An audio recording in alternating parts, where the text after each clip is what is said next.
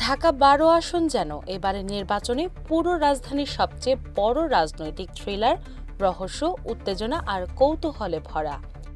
তেজগাঁও, হাতিরঝিল আর শেরেবাংলা নগর ঘুরলেই বোঝা যায় এখানে ভোটের হিসাব শুধু অঙ্কে নয়, নামের গোলকধাঁধায় আটকে গেছে। এই গুরুত্বপূর্ণ আসনে এবার মোট প্রার্থী ১৫ জন। দেশের ৩০০ আসনের মধ্যে একক আসনে এত বেশি প্রার্থী আর কোথাও নেই।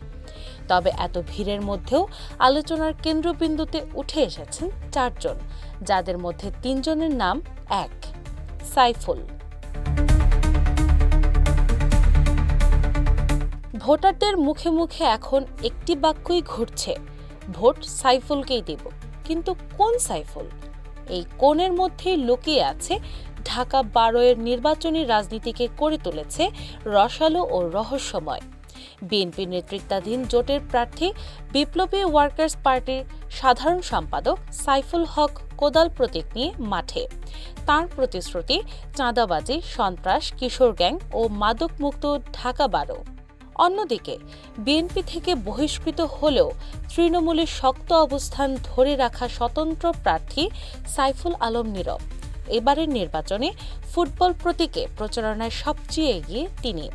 তার ব্যানার পোস্টারে ছেয়ে গেছে ফার্মগেট থেকে হাতিরঝিল। নিজেকে তিনি তুলে ধরেছেন এলাকার সন্তান হিসেবে দলীয় রাজনীতির ঊর্ধ্বে ওঠে।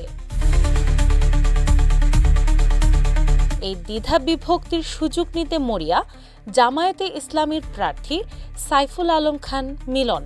দাঁড়িপাল্লা প্রতীক নিয়ে তিনি পরিবর্তনের বার্তা ছড়াচ্ছেন দ্রব্যমূল্য নিয়ন্ত্রণ, কর্মসংস্থান ও চাঁদাবাজি মুক্ত বাজারের অঙ্গীকারে। বিএনপির ভোট ভাগ হওয়ার আশঙ্কায় তার শিবিরে বইছে আত্মবিশ্বাসের হাওয়া। সাইফুলের বাইরে আলোচনায় রয়েছেন গণসংহতি আন্দোলনের তাসলিমা আখতার। নারী ও শ্রমজীবী মানুষের অধিকারকে সামনে এনে তিনি সাইফুল ও এক তাসলিমার লড়াইয়ে যোগ করেছেন ভিন্ন মাত্রা। ৩,৩৩,০০০-এর বেশি ভোটারের এই আসনে শেষ পর্যন্ত কে হাসবেন তা নিয়ে নিশ্চিত কেউই নন। মার্কা নির্বাচনের গোলকধাঁধায় কোন মার্কায় সিল মারবেন ভোটাররা তা এখনই নিশ্চিত বলা বাহুল্য নয়। ৩ মার্কার এক সাইফুল নির্বাচন করতে যে ভোটাররা হিমশিম খাচ্ছেন, এটা এই আসনের ভোটারদের মুখে মুখে। তবে একটি বিষয় পরিষ্কার, মেগা সিটির রাজধানী ঢাকার রাজনীতিতে এবার সবচেয়ে রহস্যময় ফলাফল আসতে পারে ঢাকা-১২ থেকেই। কারণ এখানে হার জিতের মাঝে শেষ পর্যন্ত লড়াইয়ে থাকবেন এবং জিতবেন এক সাইফুলই। দিনা ইসলাম, বাংলা বাজার পত্রিকা।